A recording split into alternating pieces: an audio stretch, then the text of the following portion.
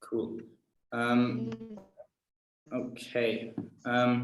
Yeah, I mean, should we just head right into it? Well, the first thing we thought about discussing was, well, we had a meeting with Bruce, and Bruce came up with a lot of cool points. It was a really cool meeting. He was a really cool guy. It was really interesting talking to him. Yeah, thank you so much for putting us in contact with him again. It was so, that's such a valuable contact. I'm so glad it was good. So good. Fun to do as well. He's a cool guy. Yeah, exactly.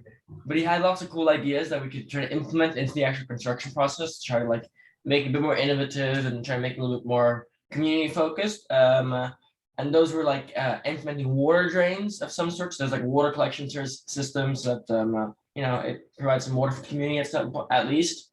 Also a special design for the roof itself, which Bruce had showed us for the ventilation. So because I guess it's really hot there, so you know, you don't want all the heat to mass up at the top. And then there was some special roof that he showed us that would like create nice airflow so it wouldn't get too hot. He also discussed an architect called Francis Keir, who seemed to be like quite inspirational. Who discussed like the use of local materials. So that's another thing we kind of want to discuss at some point. What are the most locally sourced materials, and what would be like most easily used in such a project that we have? We discussed clay at some point, which seemed quite cool. Seems like it's quite a common material down there at least. And then last but not least, also implementing some form of a community element into the whole entire building process, which could be anything from a local artist or anything like that just wants to, you know, kind of put their mark on the building. So it's like a bit more community focused, so it's easier to gain approval. So that was something that we kind of discussed with Bruce, and hopefully, you know, if that seems viable, we can actually implement it, which would be awesome. That was about it for the first point. Yeah, and I mean, we still have we what's it called? I mean, Leon designed, of course, the beautiful prototype based on about zero engineering knowledge. so we still have to kind of go into like the plan, like will this collapse if we build it? But we're gonna go ahead and have another meeting with Bruce very soon and start planning then on how to integrating these kind of. Cool. Of course, like we got super excited. We started talking, and of course, Bruce as an architect, he started talking like, oh, we could like, you know, do this type of, you know, stuff. And I think that, of course, we want to find a nice balance between, you know, making it a cool project that the community will be proud of like having, but also not going a little bit overboard with like how cool and like how, you know, grand we make it. We still want to optimize given the resource constraint and the, like, you know, the constraint in a lot of areas. But we're so and given that it's the first time we're doing it, kind of thing. Exactly, not to chew off more than take it too big of a bite. Yeah. You know, that's bite off more than Thank you. I got you. Yeah, so we'll have a more in-depth planning about, you know, materials, structure and stuff with Bruce later on. But that's just kind of an update on where we are. Cool. And then, oh sorry, go ahead. Okay, great. He also suggested creating some form of a brief, like which can help with community approval, which we've kind of started on already. It's like a short presentation, which we were hoping we could eventually show to some of the community, which outlines what we're doing, how we're doing it, and more importantly, how it would impact them, and how they could use it so they can see that would benefit them. And then an idea for this was as well to kind of have a user profile of someone that was in the community, so that we could like kind of have like a step-by-step process of how they would maybe use it and then how they could benefit from it. And then we could show this to the whole entire community of how this one person benefits. So maybe you can do the same and then everybody benefits. Just for that, like, I guess, approval element. And when you say like a user profile or like presenting it to the community, what are you actually like physically talking about presenting to? Well, it's essentially like a presentation. We're not much more complicated than that, but the user profile is a little bit different. That would just be like, for example, we would send you like a list of questions maybe, and or if you send us a phone number of somebody who might have time to answer a list of questions, just so we have like an overview of specifically and quite detailed how they could benefit from it. And then when we actually show the actual brief itself, I guess we were thinking of doing some form of presentation maybe, or I guess, I don't know, printing out pieces of paper and handing them out, but that sounds maybe a little anti. Essentially some way to just like, like find a clear way to communicate directly to the, people in the community. And of course, other like, and maybe eventually like, something to have to, if you want to communicate to like on a larger scale to make sure that to help the, crowdfunding process. But essentially I can share, I mean, we made like an initial design of like a PowerPoint, but perhaps some other form of communication would be a little bit more easily transmittable within Bobole. So like if we print out like a brochure, or like we have like I don't know, like a town hall like meeting with some people, or like with like the chief or something. So we were thinking just like kind of like information about us. I'll just go through it a little bit quickly. I don't know if we want to present it, like still working on it. Kind of information about us, kind of what we want to do, why we created Legacy, kind of about the people, like what we're working with, about, let's hear, and then some of the things we talked about, some like things that we'll focus on, local materials, ventilation, water, culture, the goal, and then the user profile, kind of a step-by-step plan, potential like operations of the market, a little bit about the construction process, and there was one slide I missed, like, and then about, oh there we go, who we are and stuff. Just to kind of, like we talked, like, bring down, like, to not make us two strangers from, somewhere, and communicate it. No, I totally get that. Like from a logistical point of view, there's nothing like you guys know we're building the community center down there. Yep. We usually meet the community underneath a tree and we just have a conversation, and awesome. Most I would say half of them don't speak Portuguese. Yeah, half of them speak like the local language, so we usually have translators there communicating so that everybody kind of understands what's going on. As far as the questionnaire thing, there's not really, we can't really give you someone's phone number. No. Because again, the language barrier is huge. The local language isn't even a written language, so even if there was a way to communicate like that, but I'm happy to, if you come up with a list of questions, because I'd mentioned to you the women's association that exists in the community, and I'm happy to speak with them because it is the women who are going to be using the market.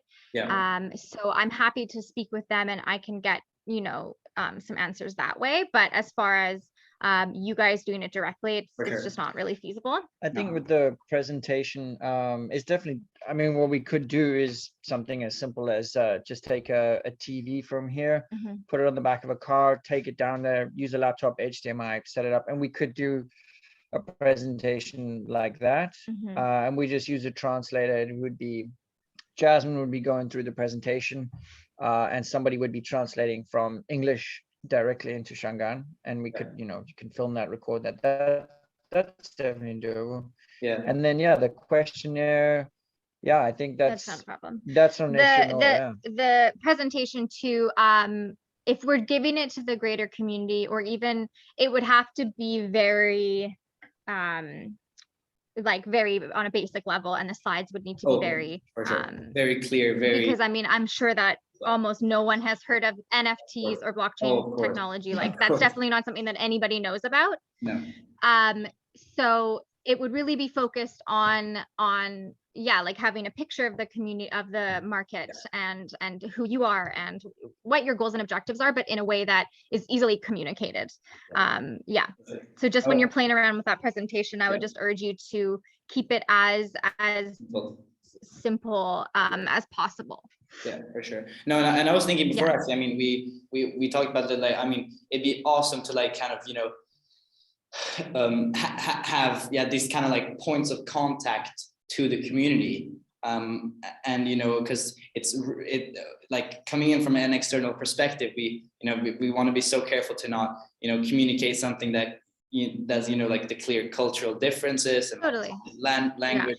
And I mean, we either way want to maybe have at some point along the line, because we kind of touched upon this before, like with the team of women to like eventually maybe take on some of the, because I mean most likely if hypothetically, hopefully, fingers crossed, the market gets built, it will probably, or hopefully, be that team of women that will maybe, be in charge of at least, using it, of course, but also, maybe be responsible for like, handling what like time slots and stuff. So, I mean, anytime if we can start implementing, some sort of building, getting them involved from the ground. Yeah.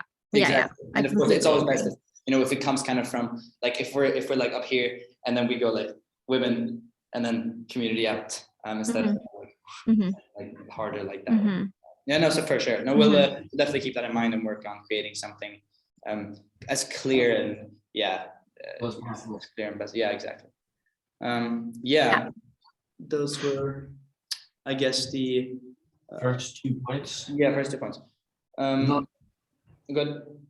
The third point that we had was essentially, if you remember in the messages we sent you, we sent like a relatively comprehensive 6-step plan as to. I have them printed out. If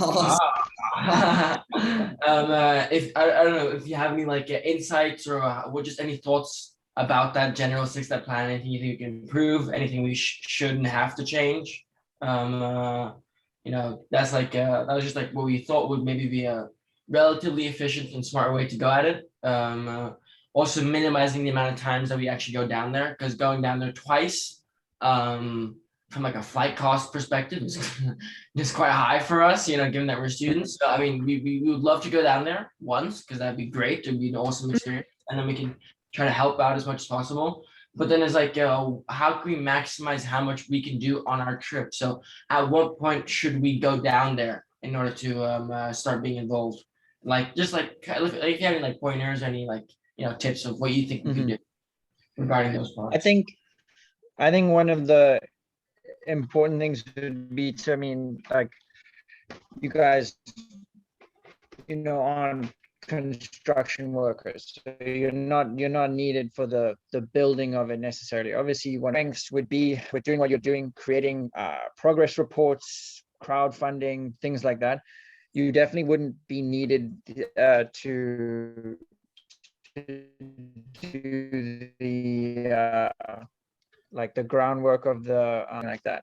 So yeah, I think one trip would be fantastic. I don't think you would need to come out more than that. The only things here would be, where was that part about communicating with?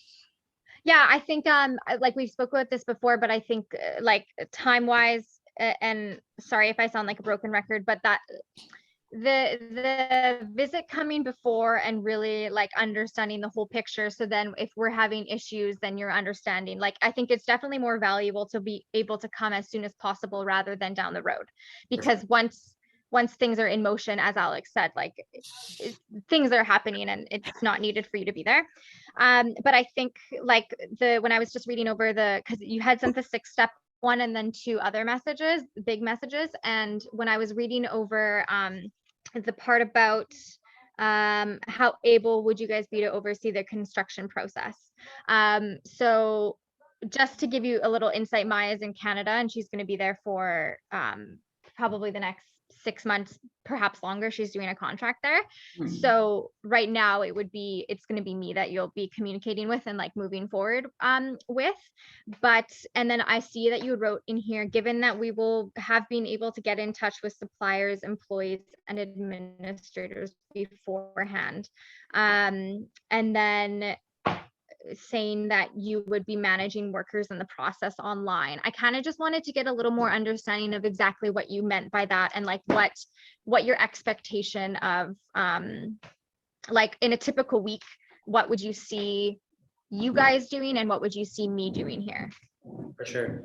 I mean, from that point, I think that we were kind of thinking that, I mean, of course, neither me and Leon could, are like construction experienced or have any, you know, practical understanding. So ideally, you know, I think in the management sense, or like kind of in the delegating sense, we're more addressing like if there are any like big problems, like addressing like, okay, do we need more workers, or like do we have enough materials, kind of like that. Like I mean, like you're talking about like how they're like, we, you know, there's no point for us to like come like and build. I guess we're more like in the background. So from that sense, I mean, I would see us, for example, in a typical week, like if the construction is happening, like we kind of get you know, depending on how, again, like you said, that with the language barrier and like, you know, the lack of, you know, super like consistent communication methods, especially, you know, from that big point of difference, I would consider like I would probably hope that we could perhaps have like on like a Monday, we have like a check-in. You tell us like, oh, okay, like now to like today we're supposed to get a shipment of this amount of bricks. These are supposed to go for like these are for the walls on the east side of the market. Okay, and do we have the workers arrived? Yes, no. Okay, could you communicate to them that they'll be working with this until like the end of the week, and that they check in with the, you know, construction, or like with the blueprints, that it should be, you know, they should have a wall like in the middle or something like that. And then kind of you pass that message on from like, if we like, you know, together we keep like a progress report kind of, and we communicate, like you kind of keep us updated on how the process is going, and if there are any kind of, you know, immediate changes or any updates that happen or anything that needs addressing, like, oh, there's one worker that's sick. Oh, okay, like, oh, do we have contacts to like hire someone new, or oh, you know, one shipment came in late, so we had to, you know, there are workers that left. Okay, we need new ones, or oh, we push it till tomorrow. So kind of, yeah, that in that sense. So in my mind, you would be mainly, of course, like we want to, you know, minimize your burden of responsibility, as of course you know, you have a huge, you know, operations already before we come in. But mainly if you kind of be a point of communication between us and there, mainly transmitting messages kind of like on a progress report. And if we kind of make decisions, because hopefully we'd make decisions on our end, like, okay, do we need more workers? Do we need more materials? Do we need to hire some, like, you know, construction firm to redo a design? And then perhaps can I just, sorry. Sure. Sorry, I just thinking like, I mean, if you were, let's say you're looking at the building site, you're looking at the materials that you have. I mean, you wouldn't really know. I'm not a builder either, like I'm more in the office, but I mean, you wouldn't know, and I honestly wouldn't know, like, oh, that's gonna take 2 weeks. We need that amount of workers. Yeah. Like, you wouldn't be able to say like, yes, we need more workers. No, we don't, and neither would I. That would have to fall to a person who knows what they're doing in that area.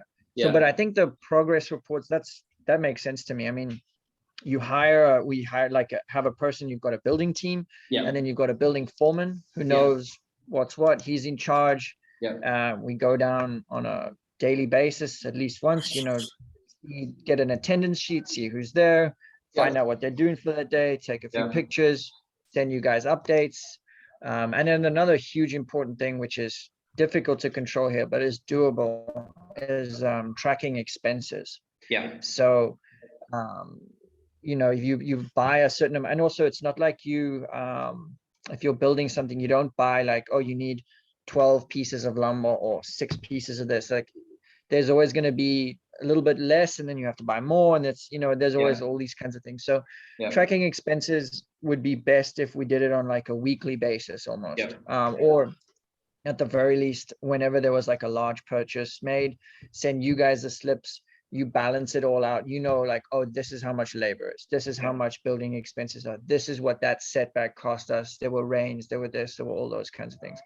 So because as like Alex knows from doing the bookkeeping for, like, it's so time consuming, like it's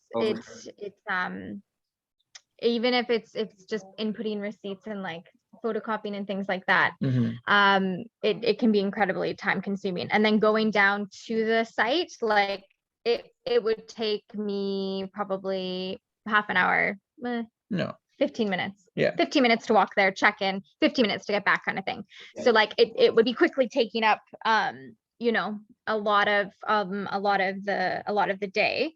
So I think like I can completely see you guys want to be as involved as possible, and I think that's so fantastic. But I think, as Alex said, like some of the realities is just you're just limited because of where you are, and that's just what it is. So we would need to find creative ways to make it as efficient as possible, and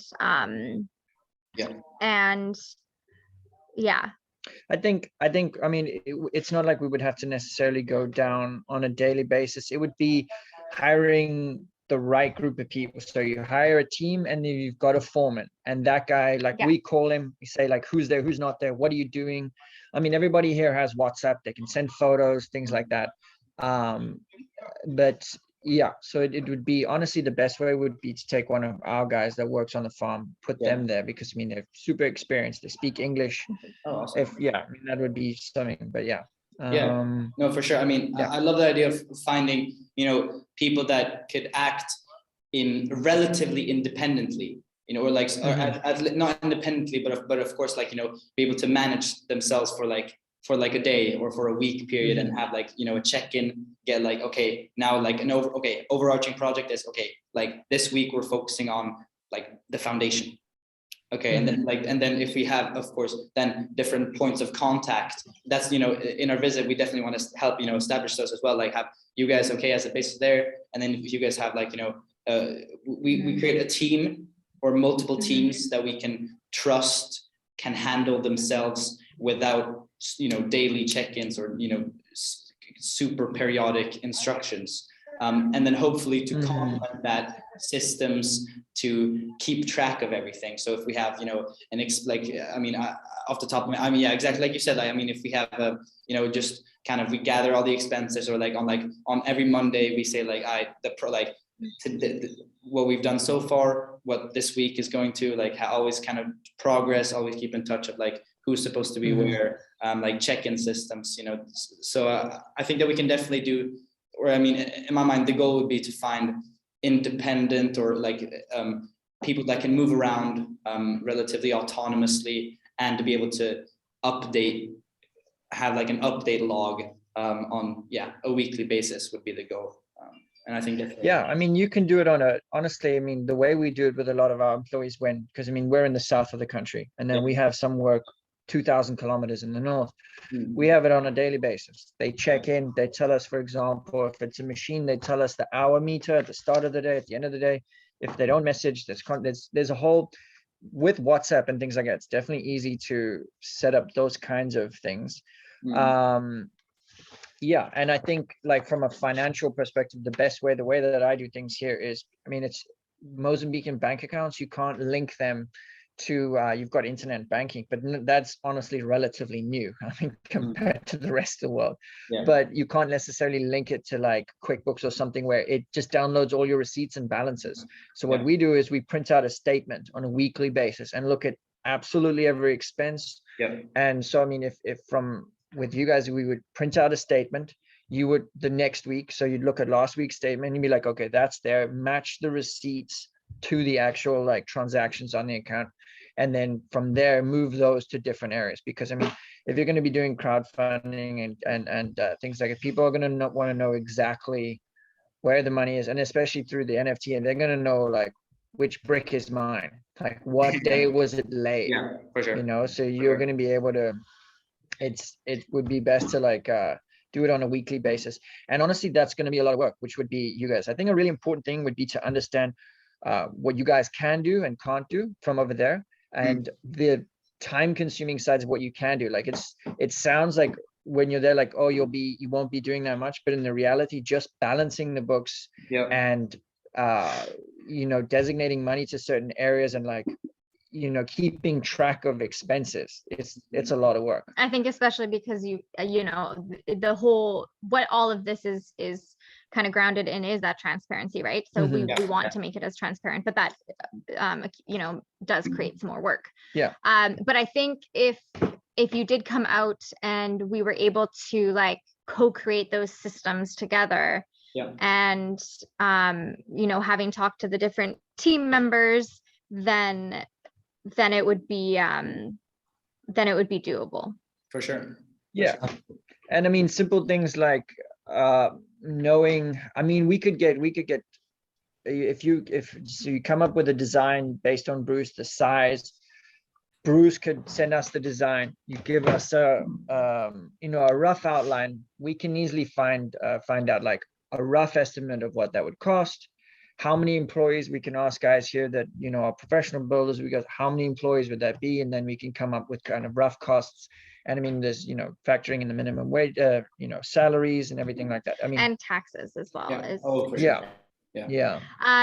and then crap, I just lost my train of thought. But I honestly think, like, I know Bruce. I love Bruce. I've known him like a huge part of my life, and he's an amazing architect. Yeah. But I do think the key with this one is like, let's start Simplicity. super small, like Let's- almost like 4 walls and a Yeah, roof. yeah, I think okay. the factor about airflow, Yeah. super important. Super valid. That's a huge issue, especially if you've got produce. People are not going to be wanting to sell like green vegetables and things in a root, because it'll just ruin the vegetables. yeah. And the water collection, you could put a water gutter on, and that leads into a water tank. you know, it is simple.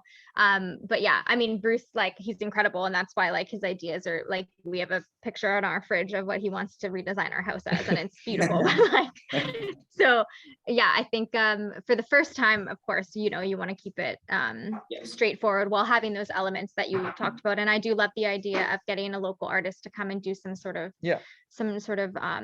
art piece or something like that. And then I there's really enjoy. the prefabricated, buying as much stuff that what did you guys have in? I think that's a great idea, but like, what did you guys kind of have in mind? Just like buying as much ready-made stuff as possible to simplify things. Like desks, for example, like the vending stations, if you can prefabricate those, I guess, make life quite a lot easier. Yeah, it'd of course be hard to like buy a prefabricated roof. But like we were thinking, like if we can kind of cluster together expenses, like in beforehand, I like to just simplify the process for everybody. Kind of say like, here we have, you know, just kind of if we can like put together components to kind of minimize the kind of the margin of error that could be potentially gained from like losing stuff if you have like, you know, materials that kind of spill over or like get lost in the process. So we're just trying to like batch different components of the construction process. And we know, of course, we haven't really looked at what that means yet, but we're hopefully trying to, we'll see what we can do. You know, tables is of course number one there. Maybe if we can buy like, you know, like pillars or like, you know, maybe. And I also think that, I mean, that makes more sense for the NFT side of things as well. Rather, because I mean, not everyone will just want to have like a brick. You'd actually be able to have the table and things like that. So no, that makes a lot of sense. Can I just ask, I know you guys have told me this before, but as far as and I know this is probably something you're going to develop further in discussions with Bruce, the actual like time in which you would want it to be constructed in, or did you have an idea what that would be? As in time for just the construction process? I mean, we have zero idea. No, that's totally fine. Not a problem. I mean, I guess we still, I mean, I have no, I can't even guess. Like, I have no idea what it would take. But I also, I would like to add, like, you know, perhaps if if we can plan so that the timing, the construction process could be like variable. Like we talked about this before, like, you know, like if, for example, we conduct, you know, if we could do things in different on a phase thing. Phase by phase basis, so that not everything is reached right away, that we can still provide some value, even if we have, you know, a quarter of the goal. So that's like, you know, I wouldn't have anything against, unless it's, you know, it's a huge complication to run like workers with the 3 month or 3 or 6 month contract thing. Like if we like, we only raise enough to build, raise enough to build the foundation and like 6 desks and we do that in like a process of like a month. I mean, I have no idea how long that would take, but we do a month and then do like, then another month, go shit on marketing, and then month after. I mean, that would also make it easier to like for funding, I imagine. I mean, if people like right now, there's a lot of GoFundMe's, a lot of crowdsourcing out there. So if you get the first stage done, you'd be like, look, we already made it. Like we did the foundation. Like we need more to keep going. It would definitely make no, that I think so no, that makes a lot of sense. It's definitely doable. The only other thing that it's important to understand, like, okay, so like contacting suppliers, it's even if you go there, it's difficult sometimes. I mean, things are so what it would be is this, if I imagine how things would play out, would be you guys come up with a design with Bruce's input. We all kind of, you know, factor it in, we mark it out, we think, okay, this is the design. Then from there, what we do is we get a costing of the materials, the transport of the materials from the city to here. We get a rough timeline, and we think, okay, it's going to take, let's say, 6 months of every day. And then we say, okay, let's do a month. We break it up. We literally plan everything out and factor in like how much it's going to cost. Then, so once that's done, and we'll literally know which stores we're going to go to get those supplies. I mean, you'll have a very clear understanding of like what everything is. That I would imagine would be the first step. And it would be us going to the store, going to like the hardware store or something, and getting like prices. Like they have, some of the places have online prices and things like that, but a lot of them don't. And then the only other thing to factor in is a lot of supplies here can be bought from local communities and local people. Like, let's say, like you were talking about local craftsmen, like people who make bricks. You can go to the store and buy bricks, but you can also buy them from local people. But then it's literally just a cash-based thing. And while that's great, you're helping out local people and everything like that, that complicates things with transparency. And basically, you always kind of try and want to have a receipt. So so we'd be working, so local craftsmen, they don't have companies, so they can't invoice you. And that's not normally an issue, but if you're dealing with transparency and things like that, you want an invoice, you know what I mean? I mean, I think that on that end, of course, I think that if I wouldn't say it would be catastrophic if we, like, if we, for example, like we're transparent about, okay, like this donation of 5,000 kroner, or $500 would go to F&H Consultoria, and they need to take this out into cash to buy materials. Like, as long as we are transparent in our communication, I think that'd be good. But of course, it's so hard to get that receipt. And I mean, no, and also then you've got to factor in, like, if it went to F&H, them getting audited and having to, honestly, I think that, like you said, I honestly think the best way to do it is, as much as possible, go through like official, like buy it from a store, get a receipt, track it, link it to everything like that. I think for the first time, at least, because and like I wholeheartedly agree with the philosophy of it, and like I would love to just buy locally, but it makes it so many more variables, and the prices can change based on the day, and just from like if it's running through a business, I need to like show that for sure I have a receipt for it, and all that. So that, I mean, I haven't heard everything, but I was just saying, like, how would the finance side of things work? I mean, would it be, because I mean, you can't just put money in an account here. Would you be invoicing? How does that work? Yeah, so like what's happened in the past with people who have done fundraising and we've like done things here is it's gone just through a personal account. And you speak to the bank and you tell them that this is a donation for a community center, and they're like, oh, okay. So that could be an option to just do it that way, in which case it's not as it's still, I think, as Alex said, still want to do as much from stores. So it's just more transparency, but it gives a little bit more leniency. But I also, depending on the amount of money coming in, it could raise some eyebrows if it's just going to an individual.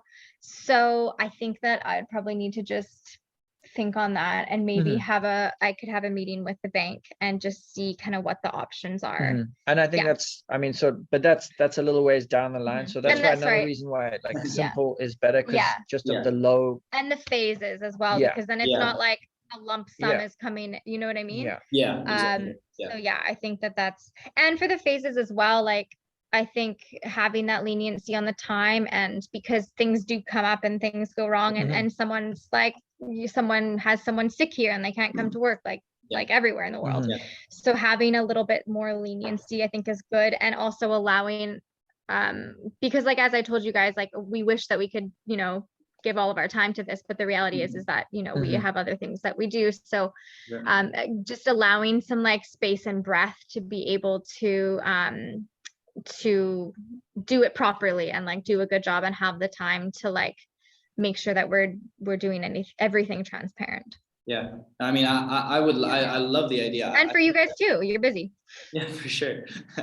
No, exactly. I think that a phase-based construction process is actually, really, really good. I think that, I mean, me and Leon could maybe have a meeting to, have a proposal for the different phases. Perhaps we'll talk to Bruce as well to just to make sure that like phase one, like even, in each stage, there's still something valuable, so that, if, God forbid that like we just get enough money to build like we just end up with like a foundation, like, perhaps we like, even if, we don't meet it, we can like, we still get something. For sure. And then we'll maybe see if we can find out some practical stuff to see like, okay, like with half the sum, we could still build like this amount of desks and this amount of, some with this amount of, like walls and foundation. Exactly. I think that's a fantastic idea. I think that'd be awesome. Okay. I just wanted just one more thing, like okay. So I think so you guys wouldn't be dealing with suppliers on this side. It just the logistics of it, the language barrier, also the level of incompetence of stores. I think what the first thing would be is create a design. Then what we all together with Bruce's help, I'll contact people here. We'll come up with a costing. We'll figure out. I mean, there's a lot of like, if we keep it simple, which I'm sure we will, you can basically get everything from a very few like construction stores and things like that. So we'll get a costing, we'll get price of delivery, and I mean we can do that because we do it often, and it's not a huge time constraint and everything. I just think what you guys would be doing after the initial stage would be keeping track of expense. Like we would literally get the physical copies, send them to you guys.